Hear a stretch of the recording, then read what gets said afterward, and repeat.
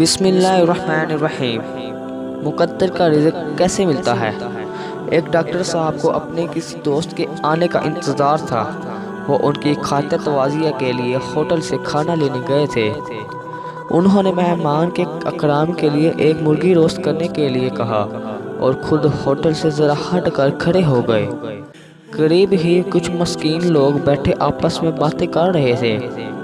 ان میں سے ایک کہنے لگا، یار بھوک لگی ہے، اب کھانے کا انتظام کہاں سے ہوگا اور کیسے ہوگا؟ دوسرے نے کہا کہ رزق کا ذمہ اللہ تعالیٰ نے رکھا ہے اور وہ خود ہی رزق بھیج دے گا۔ ڈاکٹر صاحب ان کی باتیں سن کر مسکرا رہے تھے اور سوچ رہے تھے کہ یار ان غریب مسکین آدمیوں کا اللہ تعالیٰ پر کس قدر پختہ یقین ہے۔ اچانک ان کے موبائل میں گھنٹی بجی۔